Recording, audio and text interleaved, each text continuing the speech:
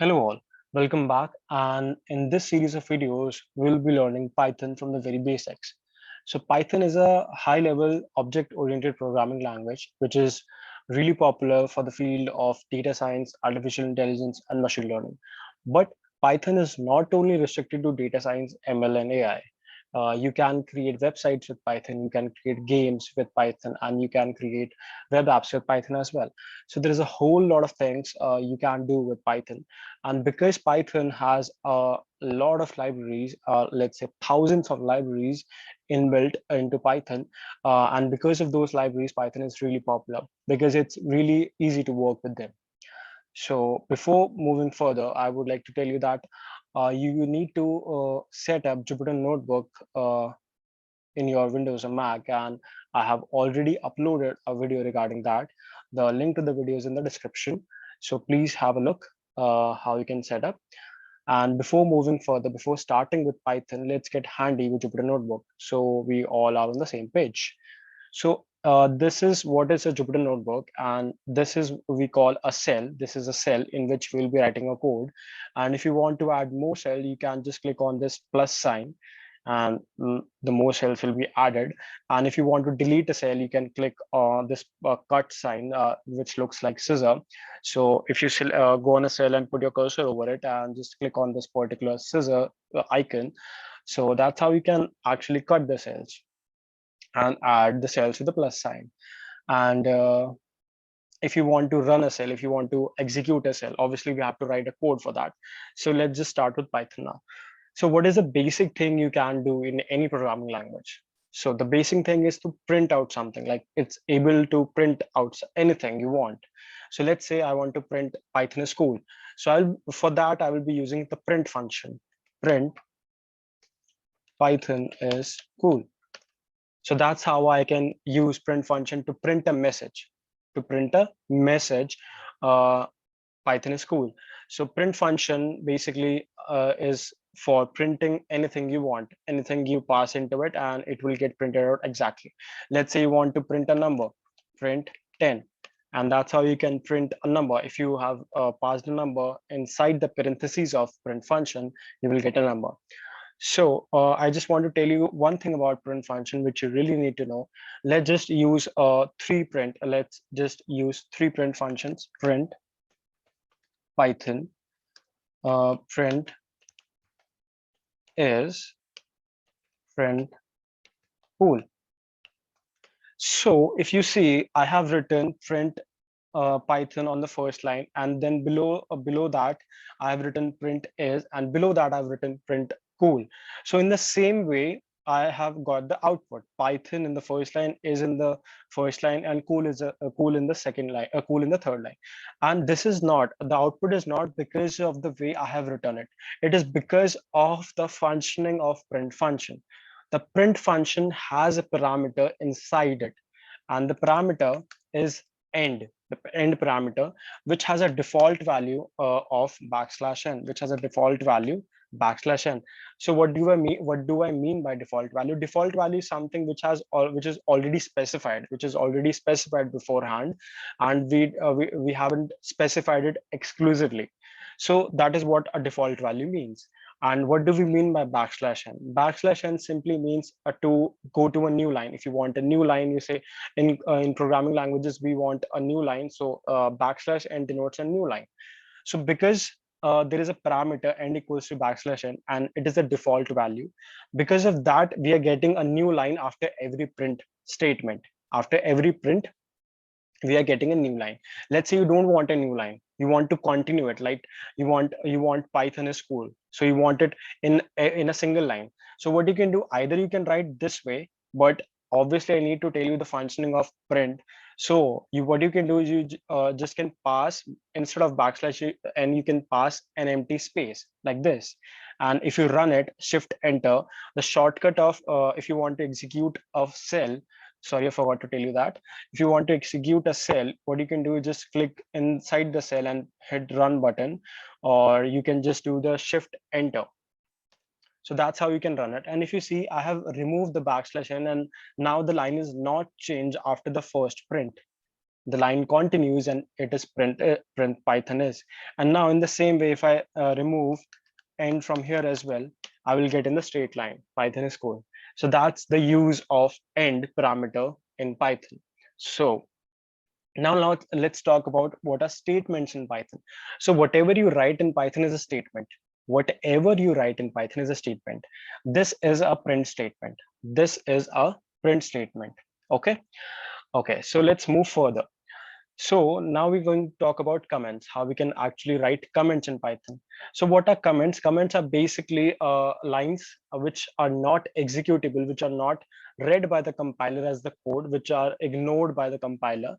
And basically comments are useful when you have to basically mention what a particular line of code is doing. Let's say my first print line, my first print use, I'm using print for the first time. So that's how you can write a comment with the pound sign or the hashtag sign. Hashtag followed by a statement or a line or a sequence of character or a word. Whatever you write after pound sign or the hashtag sign, it will be a comment. It will be a comment. So print Python. So as you can see, this is ignored by the compiler because this is a comment. Now this is a one-line comment. You cannot write in this way if you want a multi-line comment. In order to write a multi-line comment, what you can do is you just need to write use three inverted commas, sorry, quotes, and three inverted quotes in the starting and three inverted quotes at the end. And whatever you write in between, is a comment. Whatever you write in between. This is multi-line comment. This is multi-line comment. So that's how we can write multi-line comments, and this will not get executed. Print, let's say print Python. Sorry. Print Python. So this will not get executed. So we know now how we can write a single line comment with the pound sign or the hashtag sign. And now we know how we can write a multi-line comment. Basically, comments are just basic instructions that a programmer wants to give to a third person. If a third person is trying to read the code and passing the comments, by reading the comments, it will be easy for the person to understand what the code is doing. So writing comment is a good practice. Writing comments in any programming language is a good practice. Okay. Now let's move forward to variables. What are variables in Python? So variables are placeholders which holds a value, which holds a specific value in Python, or let's say a sequence of values. And in other programming languages like C, C++, in order to define a variable, you need to explicitly mention the data type of the variable. Let's say if you want a number, the data type would be integer. If you want a decimal, the data type would be float, or let's say in C and C++, it will be long or double. But in Python, there is no way. There is the way of defining a variable is really simple. Let's say I want to create a variable x in which I want to store 10. So it is as simple as writing x is equals to 10, and that's it. And that's it.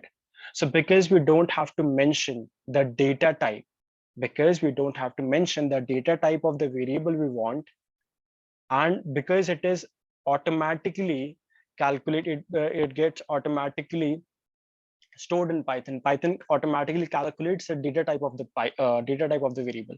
This is what we call dynamic typing. Dynamic typing in Python. Dynamic typing means that the data type of the variable is already assumed by the Python. So now, if you want to print the value of x, the value stored inside the x, what you need to do is just write print x, and then you will get the value which is stored in x. And the value, the way Python stores value is from right to left. What do I mean by that? Is basically we transferred 10 into x. So that's what I mean. We go from right to left. And as I mentioned earlier, every line in Python is a statement. This is a print statement. This is a print statement. So what kind of statement is this? This is an assignment statement, because we are assigning values. Okay. Now let's go more into depth of variables. So what you need to know about variable is that there are rules to define variables. Basically, there are rules to write the name of the variables. So your variable name can have a capital A to Z, capital A B C D, and your variable name can have small A B C Ds. Your variable name can have digits 0 to 9, and your variable name can have underscore as well. So what your variable name cannot have is basically you cannot start a variable name by a number. For example, I can write a variable name as first underscore number is 90. This is valid. This is totally valid. But what I cannot do is I cannot write two second underscore number equals to 100. I will get a syntax error. I will get a syntax error. So as you can see, syntax error. So you cannot start your variable name with a number. That is the main rule of defining a variable name. So this is what we call naming conventions in Python. We call it naming conventions in Python. So you cannot start a variable name with a number. Otherwise, you can have capital ABCs, small letters, capital letters, digits 0 to 9, and underscore. So that's how we can define variables. And one more thing, Python already has a set of variables inside it, which we call inbuilt variables, or let's say a specific word is used for those variables, which we call keywords. Keywords. Keywords in Python. So what are keywords basically? Keywords are nothing but keywords are nothing but they but are variables, but basically but names that hold a special meaning. That hold a special meaning, and because they're already used by Python, because they're already inbuilt in Python, you cannot use your variable name as the name of the keyword. But how do we know actually, like what all keywords are available in Python? How do we check that? So for that, you need to write help. Help is a function in Python again, and you just need to write help keywords. And as you can see, here's a list. Here is a list of Python keywords. Enter any keyword to get more help. And these are the name of the keywords: false, none, true, and assert, async, await, break. So these are the list of keywords that are available in Python, and you cannot have a variable name as the same name of the keyword, as the same name of the keyword. And what is best about Jupyter Notebook is that if you write something, if you give a name, if you want to give a variable, if you want to give a name to a variable, and you accidentally use an inbuilt keyword, it will be of different color. Let's say I want to give a name to my variable as from. So I will write from. So as you can see, it is green in color. So you will automatically get to know that it is already inbuilt in Python. It is a keyword in Python, so you cannot use it as a variable name. So those were the naming conventions of Python. So till now we have learned how we can actually print how we can actually print anything in Python, what are comments in Python, what are single line comments, what are multi-line comments, and how we can actually create variables, and how we can actually assign values, what are the naming conventions, what are the keywords in Python. Now let's say I want to perform some operations, basic operations. Let's say x equals to 10 and y equals to 20, and I want to add x and y. So it is as simple as typing x plus y, print x plus y, and you get 30. X plus y, and you get 30. Now, if you want the difference, and it is as same as writing x minus y. So you get 20 minus 10, which is minus 10. And if you want to be, if you want division, it's going to be x forward slash y. And you can write multiple things inside the print statement. It's just not restricted to one only. So let's say x division y, I want to write x multiply y, for its x asterisk y, and then I want to again write x plus y. So as you can see, x over 10 by 20 is 0.5, x star y is 200, and x plus y is 30. So as this way, you can actually print multiple things at once using the print statement. Now, let's think about something. We are actually creating variables by ourselves. Like if I want to change the value of x, Every time I want to change the value of X, I have to assign a new value, and then I have to rerun this particular cell. But I don't want that. So what if I actually give the value after executing the cell? Like I want to give a value to the X variable after executing it. So for that, we are going to use another function called the input function, called input function. Input function in Python. Input function, basically it we make use of input function when we want to take the input from the user at the runtime. In a very layman language, after you execute the cell, and if you want to take the if you want to take the input after executing it, then input function is the way to go. So let's say I want to take input of a function. I want to use input. So how do I use it? So I will define a variable. Let's say I will define first equals to input. And then if I run it, and obviously I will write print first, and I will execute this cell. So as you can see, there is a prompt box. There is a prompt box. Okay. So whatever you write in this, it will get transferred into the first variable. It will get stored into first. And because we have written a print statement below it, it will get print out automatically. So let's write Python. So as you can see, this was the input, and the below it is the output. So input function, basically what it does, it basically takes the input at the runtime. It takes the input at the runtime. Now, let's talk about the variable types. We will get back to the input function, but let's talk about the variable types now. So I have X and Y. I have X and Y, and let's create a variable Z in which I will store Python. In which I will store Python, and I will execute this. So earlier, when I was defining a variable, I was saying Python has a property called dynamic typing, with the help of which Python automatically assumes the data type of the variable. But what if I want to see the data type of the variable? Like, what is the data type the variable possess? So for that, we will use the type function. Type function to check the data type of any variable. Type function is used to check the data type of any variable. So how do we use it? We have actually already defined variables X and Y, and print uh, type. Print, I will obviously, you need to print out something, so obviously you will use a print statement. Print type. Type is a function, and inside the parentheses of the type function, you pass the name of the variable. You pass the name of the variable X, and then you execute this. So as you can see, it says class integer. Class int stands for integer.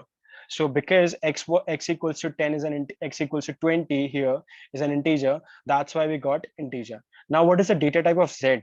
What is the data type of Z? So we follow the same way, print type and Z. So the data type of the variable Z is string. str. str stands for string. Now, what is a string in Python? Strings are basically the character sequence in Python. Character sequence in Python, it can be a letter, it can be a sequence of characters. So what do I mean by that? Like a string can have letters like A, B, C, D, and a string can have names like Python. So Python is basically a sequence of character, or it can have sentences like a sequence of multiple characters, right? So that is what string is. So how do we define a string in Python? So how do we define a string in Python, right? So in order to define a string in Python, defining a string in Python, single equals to, so there are two ways you can create strings in Python. So whatever you write between these single quotes, it will be a string. Whatever you write, no matter if you write the name of a function, like let's say print, it will be a string only. So whatever you write between the single quotes, it will be a string. And you can also use double quotes. So whatever you write between these double quotes, it will be a string, no matter if you write the name of the function. So how you define a string? Either you use single quotes and either you use double quotes. whatever you write between those single quotes and double quotes will be a string, will be a string.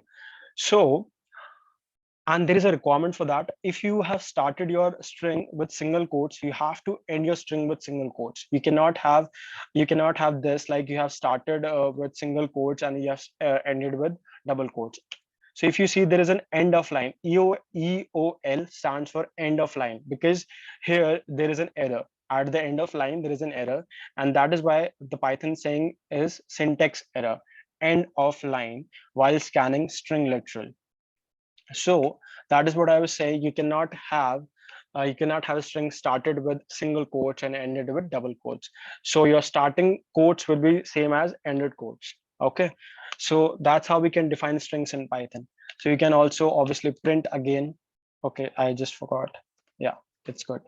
So obviously you can print this. So it will be as it is. Okay. So what if you think like, what if we have already an quotes in our string? What if you already have a quote in your string? What do I mean by that? So let's say example is equals to Python's library. Python's, what I mean by that, I will create a string like this. Python's libraries are very cool. So if you see, if you create a string, it will be red in color. It will be red in color. But as you see, I started my string with single quotes and I've ended my string with single quotes. But there is already a quote in my string with single quotes. So what Python did, it basically started over here and ended over here. And after that, it is not regarded as string. It is not treated as string actually. And if you run it, you will get a syntax error, invalid syntax. So let's say you have a single quote or any quote in your string. So what you need to do, you just need to use the opposite quotes to define your string. So I have a single quote in my string, so I will use double quotes instead. I will use double quotes over here. And that's how I can again define a string in Python. Okay, so that's how we can define a string in Python. Now let's get back to the input function. So yeah, so what I do, I just take some input from user. Let's say example one equals to input. And if you want, like if obviously you must have used Gmail or any other website which says enter your email ID or password, right? Basically there is a prompt box in which there is a message returned which asks you to enter your password. If you have used Facebook or Instagram, every website follows the same criteria. Like there is a prompt box and which says enter your passwords, right? Sorry, enter your email or enter your password. So basically that's a message which is visible. So you can also use that criteria in Python. So let's say I want to print out a message which says enter the value, for example, 1. So how we can route, basically enter the value, think of this as a sentence, right? This is a sentence and this is also a character sequence. Now how do you define character sequence? With the help of string. So enter a sequence, sorry, enter the value of example 1. So whatever you write inside the double quotes, it will get printed out as it is, whatever. So I will, if you write this and print, obviously I will print the value example 1, and I will also print the type of, I will also print the type of example 1. I want to see what is the data type of example 1. So I will rerun it, I will execute it, and as you can see, the now I have passed a message, so it is visible like this. So I will, let's just say I will write 10. I will write 10. So have you noticed something? I have entered 10, but the type of the variable and the value gets stored. The time, I have inputted 10 and the 10 is stored in example 1, and the type of example 1 is string, but it should be an integer, right? Because 10 is a number, 10 is an integer, but it should be an integer. So what went wrong? So nothing went wrong. So basically what input function does, whatever you write, whatever you give as an input, it will convert it into string. Whatever you type in input function, it will convert it into string data type, str. It will convert it into string data type, and this is what we call a raw input. Raw input in Python. Raw input in Python. So again, if I write 90, so again it is 90, but it is a string. It looks like a number, but is the data type is actually a string. So that is what we call a raw input. Now, what is the solution to it? What if we want to what if we want integer, like the data type of the value integer? So now we are going to learn one more concept, which is type conversion. Type conversion in Python. Type conversion in Python. So what is that? So I'm going to create another variable, example2, and you want an integer, right? You want an integer. So there is a function for that, which is int function, and inside the int function you will pass the input function. Inside the int function, you will pass the input function like this, and you will create a message, enter the value, and then we print out example2, and side by side I will print the type of example2 instead of a different line. So now I will print, I will enter 10. So as you can see, now the value is 10 and the data type is integer. So what happened over here? Basically, input function is basically prompts the user to enter a value, and then we enter a value. And after that, the value is converted to integer with the help of int function, This is what we call type conversion, because whatever we are typing, we are converting it into a different entity. We are converting into a different data type. This is what we call type conversion. Let's say you want it like I want to enter 10, but I want 10.0, basically decimal. So how you can do that? I'm just going to copy this, and I'm going to create another variable, example3, and example3. So let's say you want to enter 10, but you want 10.0 as your output. So instead of integer, what you can do is float. So decimals in Python are known as float. Decimals in Python are known as floats. So now if we execute this, and if I enter 10 now, so as you can see, I have entered 10, but I got the value of example3 as 10.0, and the data type is float. 10.0 is float, right? So that's how we can convert data types. So basically we learned what is raw input and what is type conversion, and how we can actually convert it into integer, and how we can actually convert it into float. But what if I type a string as the input? So what happens? So let's execute this again, and instead of writing a number, instead of passing a number, I will write a string. Let's say Python. So you will get an error, value error, could not convert string to float, because the input function will obviously accept the string, will accept the use input, but it will not be able to convert the particular string into float, because you cannot convert a sequence of characters into numbers. You cannot convert a sequence of characters into numbers. So that would be it for this particular video. Thank you so much, and let's just revise it for a while. What we discussed in this video, we basically discussed about print function, what is the end parameter for this function, and how we can actually write comments, single line comments, multiple line comments. Then what we learned what is dynamic typing, and how the values are assigned in Python from right to left. And then we learned the naming conventions in Python, how we can actually define a variable name, a to z 0 to 9, and then how we can check the inbuilt keywords, inbuilt names in Python, because we cannot use those names as the name of our variable. And then we saw some simple operations, addition, subtraction, division. And then we actually know how we can actually take the input from the user at the runtime. We learned what is raw input. We checked how we can check the data type of a Python with the help of type function.